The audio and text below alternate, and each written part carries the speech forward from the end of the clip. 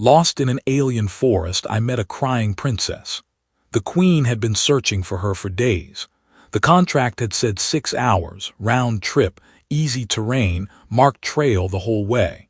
Samuel had laughed out loud the first time he read that line, alone in his bunk on the orbital station, because nothing written by a procurement office had ever once in the history of procurement offices turned out to be true. Orin Prime's survey division paid well precisely because their trail maps were, generously speaking, aspirational documents, works of fiction with coordinates attached.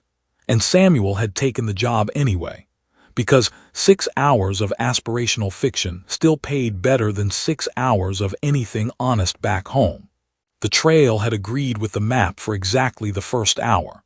Then it had developed opinions of its own. By the second hour, Samuel was navigating less by trail and more by a kind of negotiated truce with the forest, using the angle of the canopy light and the position of Orin Prime's 2 moons, one fat and amber, one thin and the color of old bone, to keep himself walking in something he could generously call a direction. His handheld compass, an instrument that had cost more than his monthly rent and was supposedly rated for hostile alien magnetics, had spent the last 20 minutes spinning in slow, contemplative circles like it was thinking very hard about a decision it had no intention of making. "Any time now," Samuel told it, the compass spun. "I'm not in a rush, take your time, really sit with your feelings." It settled, pointed confidently north, held that position for 4 full seconds, and then swung itself 180 degrees in the other direction with what Samuel chose to interpret as smugness. He'd had worse coworkers. The forest itself was the kind of beautiful that made you a little uneasy, the way anything is uneasy when it's gorgeous and doesn't care whether you survive it. The trees here didn't look like trees so much as they looked like someone had described trees to an artist over a bad comlink. Trunks the deep red of dried wine, bark that peeled in long curling ribbons, and leaves so broad and waxy they caught the twin moonlight and threw it back in soft, shifting silver. Bioluminescent moss ran in thin veins along the lower trunks, pulsing faintly, on some slow biological clock that had nothing to do with Samuel's schedule, and was not going to start caring about it now. He'd stopped twice already to log soil samples. He was fairly sure nobody back at the station was actually going to read, because the alternative was admitting to himself that he was further off course than his pride was prepared to handle.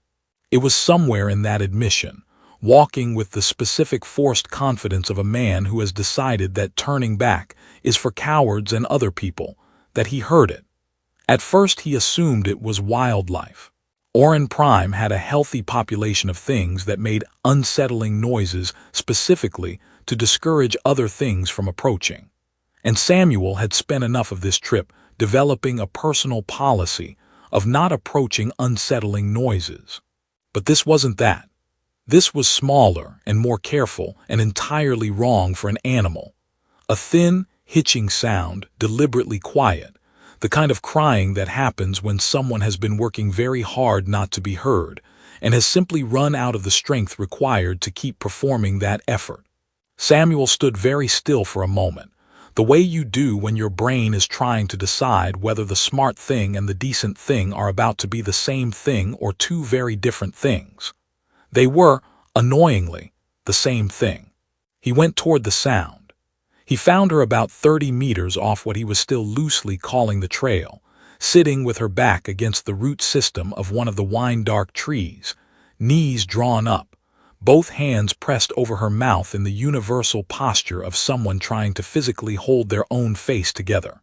Her skin had a warm golden cast to it, scratched in long, shallow lines along both forearms in the specific pattern of someone who had been pushing through underbrush for longer than underbrush was designed to be pushed through. Her clothing, what had probably started out as something fine, something with embroidery and a cut that suggested it had never once been intended for forest travel, was torn at the hem and stained dark with mud, and something that might have been dried blood and might just have been more mud. And her ears, long and tapered, The kind of detail Samuel's brain filed under not human, definitely not human, also somehow still completely human-shaped in every other respect, twitched once, sharply, the second his boot found a twig that had other ideas about staying silent. Her head came up.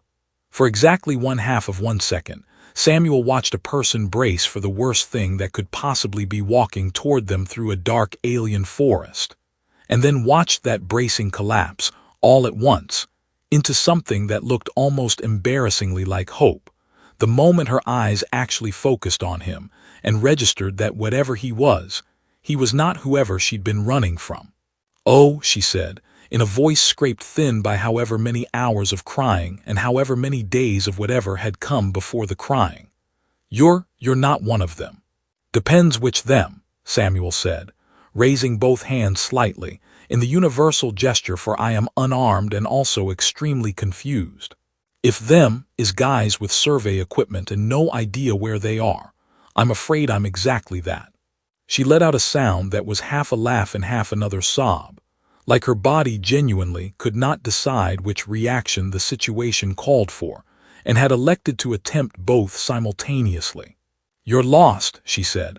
"Spectacularly," he agreed, crouching down to a respectful distance, slow, the way you'd approach something wild and frightened and possibly capable of biting.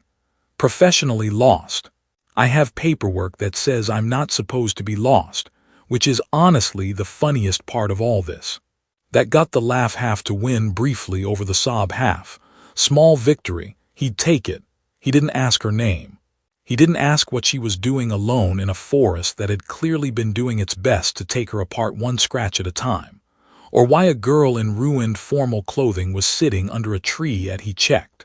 Out of habit. 11 hours past local dusk, with nothing that looked like supplies and everything that looked like exhaustion stacked 4 or 5 days deep. Those were big questions, the kind that needed trust before they could be safely asked. And trust wasn't something you got by demanding it from someone who'd clearly had enough demanded of her already. So instead he reached into his pack, pulled out his water canister, and held it out at arm's length, the way you'd offer food to a stray that hadn't decided yet whether you were a person or a threat. "It's not exciting," he said. "It's water, slightly metallic because the canister's older than I am, but it won't hurt you." She stared at the canister for a long moment, like she was running some calculation he wasn't privy to. Then her hand came out, shaking, scratched, golden in the dim bioluminescent light, and took it.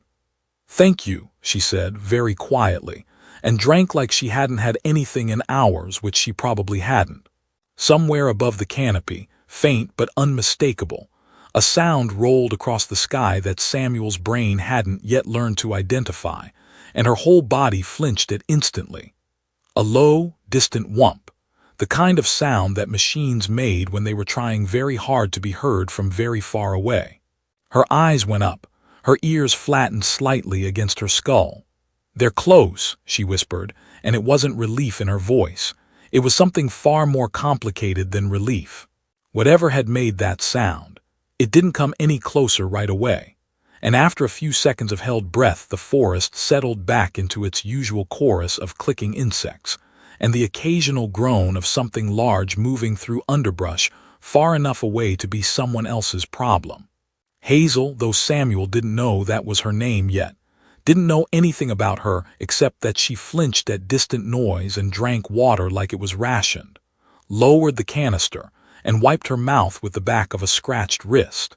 And some of the rigid alertness went out of her shoulders. Just a little, just enough that Samuel decided it was probably safe to stop crouching like a man approaching an unexploded ordnance and actually sit down. "You're bleeding," he said, nodding at her forearm, where one of the long scratches had gone past pink and into something darker. "Or you were. Recently. I've got a kit, it's not fancy, but it won't make it worse, which around here I'm told is the bar." She looked down at her arm like she was noticing it for the first time, which, given the general state of her, was entirely plausible. "It's fine." "It's not fine, it's just quiet about being a problem. Those are different things." He pulled the kit out anyway and held it up, an offer rather than a demand. I promise I'm better at this than I am at navigation. Low bar, but I clear it. That earned him the first real look she'd given him. Not wary, not desperate, just curious. The kind of look people give you when they're trying to decide what kind of stranger they've stumbled into. "You're very calm," she said. "For someone who just admitted he's been lost for hours in a forest most people on this planet won't enter without an escort." "I'm a professional," Samuel said, unwrapping a strip of synth gauze with the exaggerated dignity of a man defending a title he absolutely did not deserve. Professionals panic on the inside. It's quieter that way, and it doesn't attract the things that eat panic. Things that eat panic. I don't actually know if that's true. I made it up just now to sound competent. Is it working? The sound she made this time was definitely a laugh, small and surprised, like it had escaped before she could stop it, and Samuel decided he'd count that as the first thing he'd gotten right all night. He cleaned the scratch with more care than the joke suggested, watching her face rather than the wound, the way you read a person's pain by what they don't say rather than what they do. She didn't flinch much. She'd clearly had practice not flinching. It was while he was taping the last strip of gauze into place that his scanner, clipped to his shoulder strap and largely forgotten for the last hour, decided to make itself relevant. It chimed a small, smug little chime, the kind reserved specifically for results the device considered important, and lit up with a readout that made absolutely no sense. Anomalous BIOSIGN detected. Subject classification. Human probable. Confidence, 61%. RECALIBRATION recommended. Samuel looked at it, looked at her, looked back at it. "What?" he said to the scanner with the tone of a man who has just been personally betrayed by hardware, "is asterisk probable supposed to mean? You're a 4,000 credit piece of equipment. Either she's human or she isn't. This isn't a vibe, this is biology." "I get that a lot," Hazel said, and there was something dry in it now, something almost amused, the first real flicker of personality breaking through the exhaustion. "Your instruments don't like me." "My instruments don't like anything, it's not personal." He tapped the side of the scanner, which did the electronic equivalent of shrugging, and adjusted its confidence down to 58%, which was somehow worse. 61% human. That's not a diagnosis, that's a guess made by something with anxiety. What would it say I am, the other 39% of the time? Based on this readout, possibly a malfunction. Possibly a very convincing hologram. Possibly. He turned the scanner toward her, mostly so she could see the absurdity of it herself. And I want to stress that I am only reading what it's telling me. A domesticated livestock animal from a colony 3 systems over that it has apparently never been properly updated to distinguish from a person. She actually laughed at that. A real one. Short and surprised out of her like it had snuck past whatever guard she'd been keeping up. And for a moment the forest didn't feel quite so much like a thing that had been trying to take her apart for days. "It's the ears," she said, once the laugh had passed, reaching up self-consciously to touch one of them, the long tapered shell of it catching what little light filtered down through the canopy. "Most scanning equipment built off-world isn't designed for them. We read close enough to human to confuse anything calibrated for a clean match.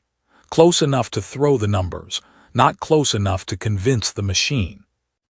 "So you're an anomaly," Samuel said, packing the kit back up, deciding this was easier conversational ground than whatever had put her under that tree in the first place.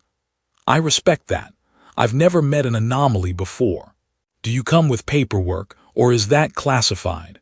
"Extremely classified," she said, and there was a flicker of something behind her eyes when she said it, gone as quickly as it appeared.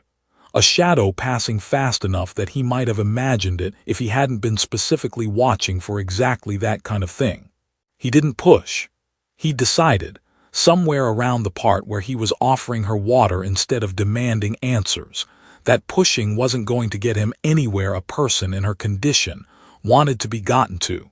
So instead he busied himself with the genuinely difficult problem of making something resembling shelter out of materials that had not evolved with human shelter building in mind, narrating the process out loud mostly, because the narration was funnier than the silence. "This branch," he said, wrestling a long curling strip of red bark into a position it had no interest in holding, "is going to be load-bearing. I've decided. It doesn't get a say. It's already falling. It's settling, there's a difference. Furniture does this. You build it, it complains for a while, then it accepts its purpose."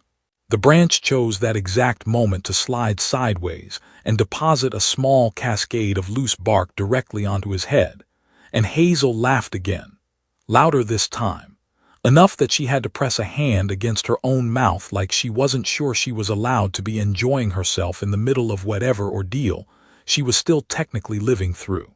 "You're not very good at this," she said, not unkindly. "I'm an excellent surveyor and a tragic carpenter. Nobody's good at everything. It would be exhausting." He gave up on the branch, settled for something lower and considerably less ambitious, and sat back to survey his handiwork with the satisfied expression of a man pretending a disaster was actually a triumph. "Their shelter, don't look at it too closely." She didn't look at it too closely.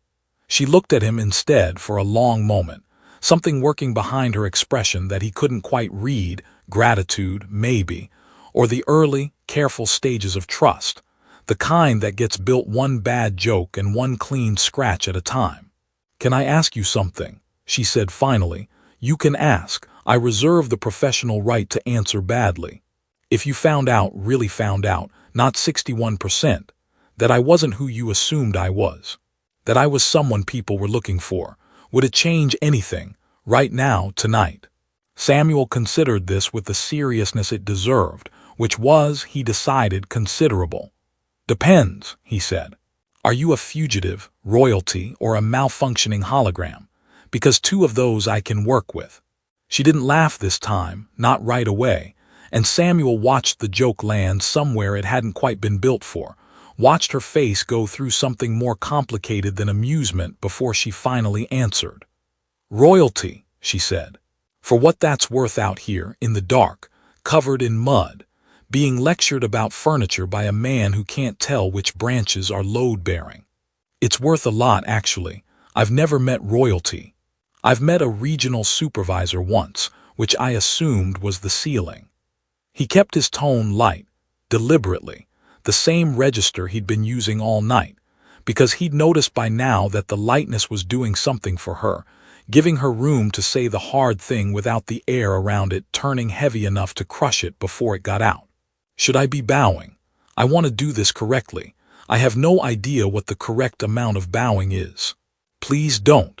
If you bow, I'm going to start crying again, and I've used up most of tonight's allotment already." "Strictly rationed." "Understood. I respect a woman with a budget." He dug through his pack, found the single battered tea bag he'd been carrying since the start of the trip and had no real memory of packing, and held it up like a magician revealing a disappointing trick. "I have exactly one of these. I've used it 3 times already tonight, which means at this point it's less tea and more a very dedicated memory of tea, but I'm prepared to offer you the 4th and final infusion, princess or no princess." "That's an honor I don't think anyone's prepared me for." "They should have. It's in all the etiquette books, right after the chapter on bowing." He set the small camp heater going, dropped the long-suffering tea bag into the water, and watched her watch the steam rise like it was the single most interesting thing that had happened to her in days, which, given the days in question, it possibly was. It took her a while to get to the actual reason, and Samuel let her take that while without filling the silence with more jokes than it needed.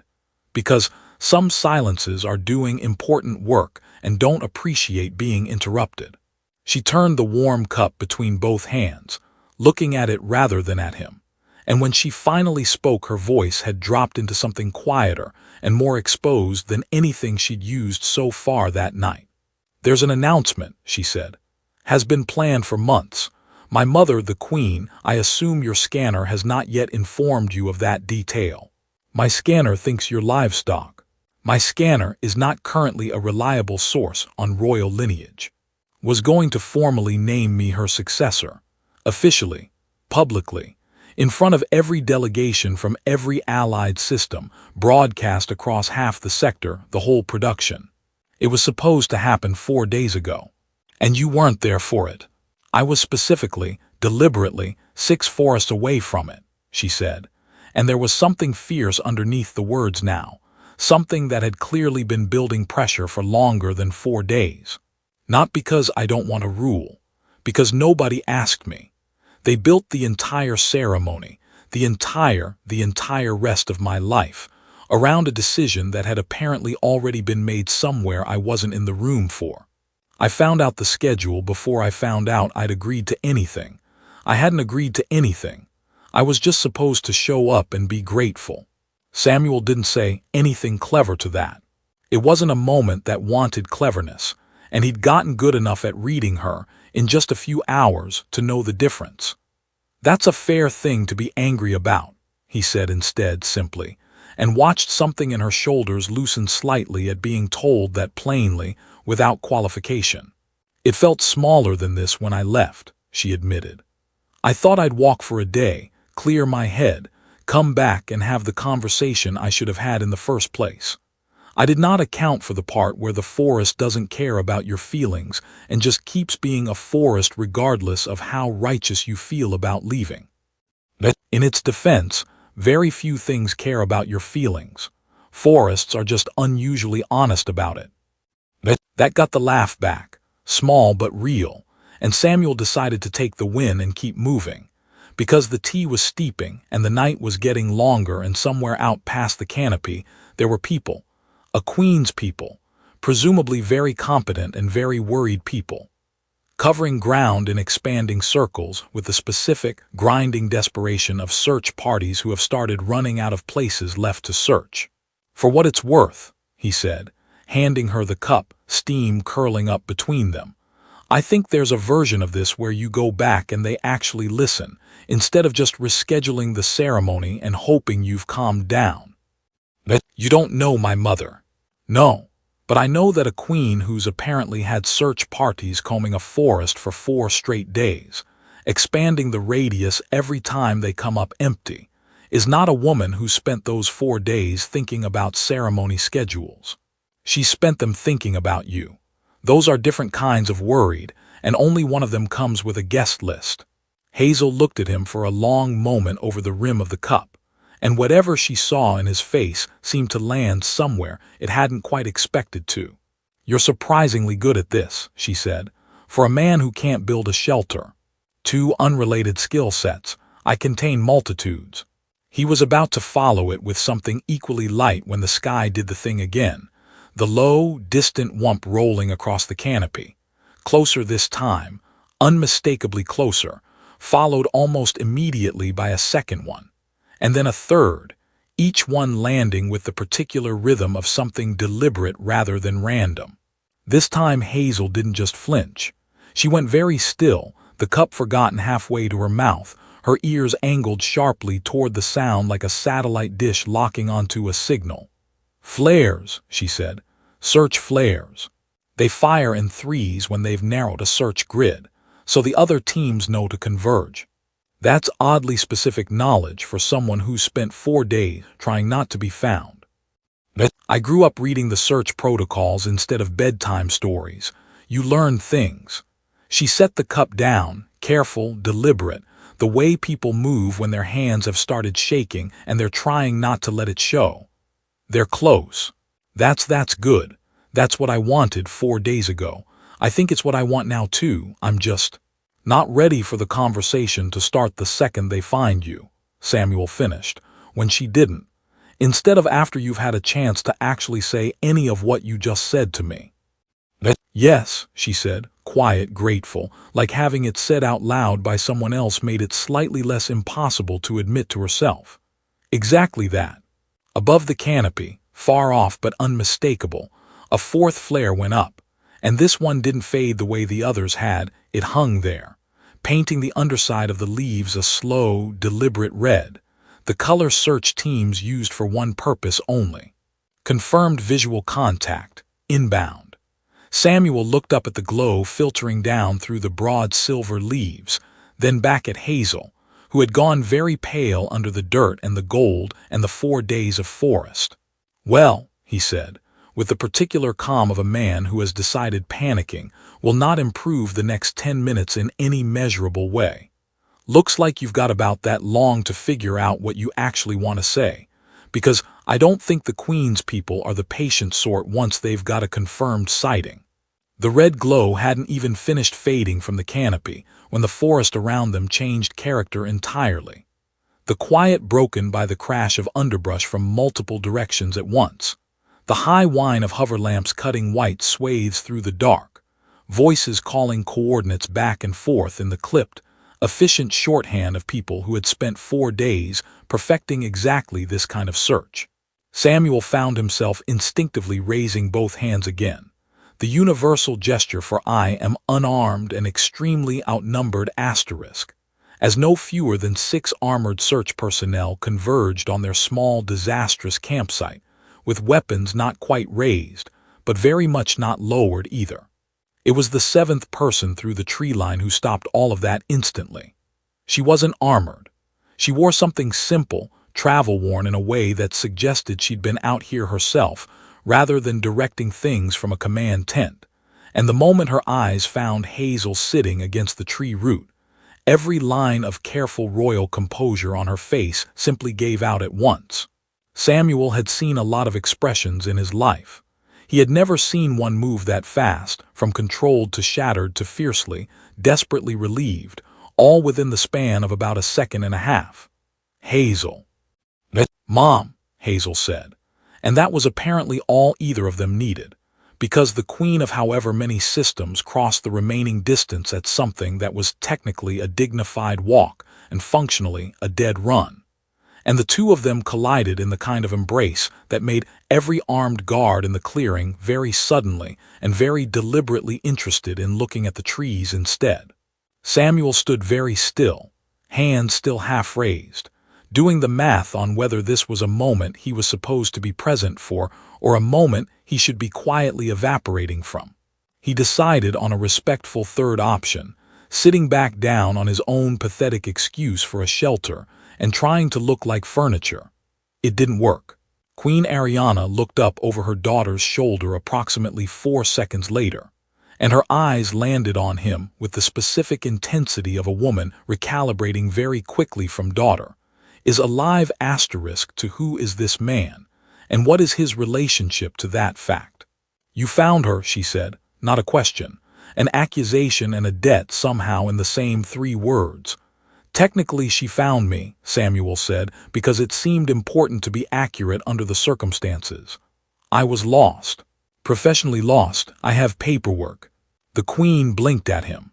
"He's been very helpful," Hazel said quickly, pulling back from the embrace just enough to look between the two of them, and there was something almost protective in how fast she said it. "He gave me water. He bandaged my arm. He made me tea out of a single bag he's apparently used 4 times, which I'm told is some kind of personal record." "A new record," Samuel confirmed. "I'll be submitting it to the relevant authorities." Something in the Queen's expression cracked, very slightly at that, not quite a smile, but the structural beginning of one.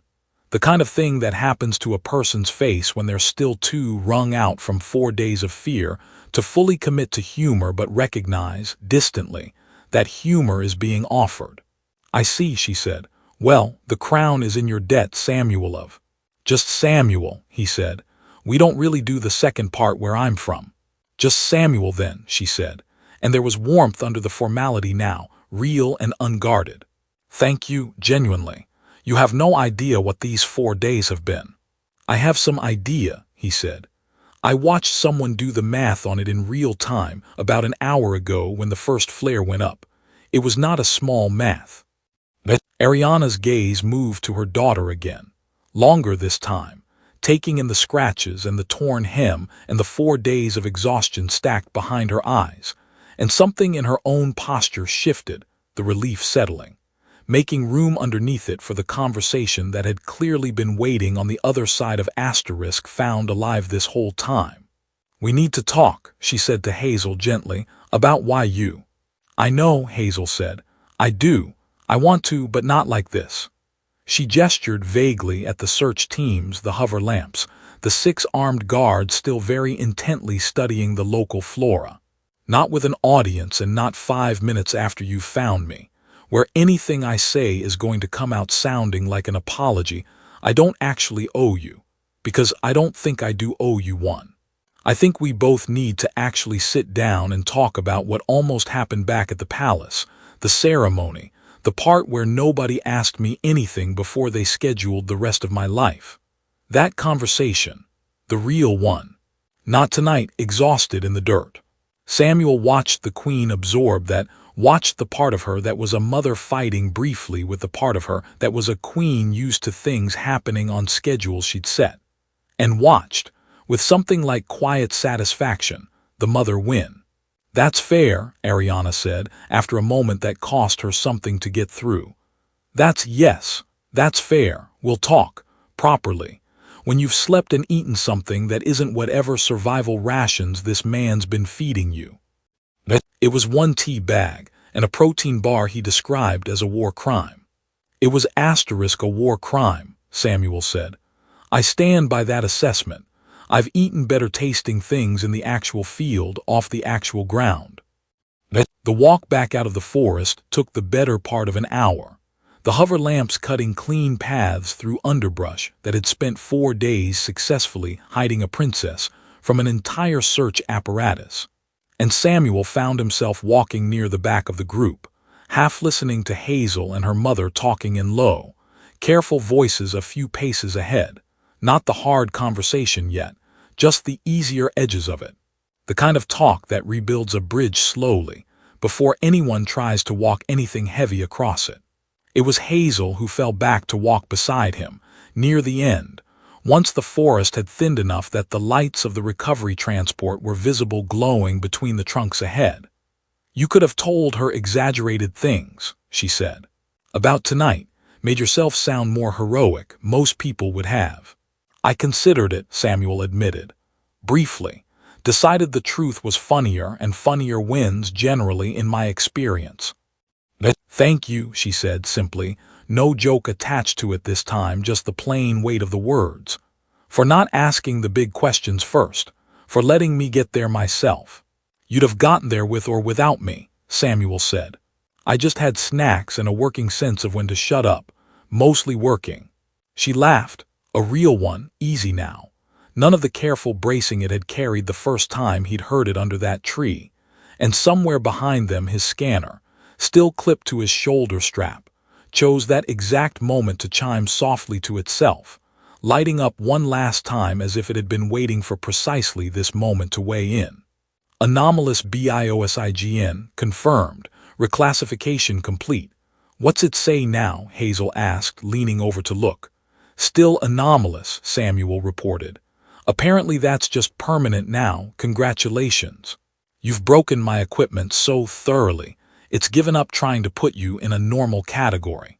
"Good," Hazel said, with the particular satisfaction of someone who has spent 4 days running from a category she didn't choose and has just been told, by a very confused piece of off-world hardware, that she's allowed to simply not fit into one. "I think I'd rather be that than whatever they were going to announce me as." They reached the transport a few minutes later, and the Queen, signing off on something with one of her officers, glanced back once more and offered Samuel a longer survey bonus than the contract had any reasonable business including, along with a quiet, sincere word of thanks that had nothing diplomatic left in it at all. Just a tired, grateful mother, finally able to stop being afraid. Samuel pocketed the bonus, shook her hand, and watched the two of them board ahead of him, mother and daughter walking close together now in a way they hadn't been an hour ago, the hard conversation still waiting somewhere ahead of them but no longer impossible, no longer something either of them had to face alone. He'd come out to Orin Prime to log soil samples nobody was going to read. He left, instead, having spent one very long, very strange night learning that getting thoroughly, professionally lost was sometimes the only way to end up exactly where you were supposed to be, and that the universe, for all its bad maps and worse compasses, occasionally had a sense of humor good enough to match his own.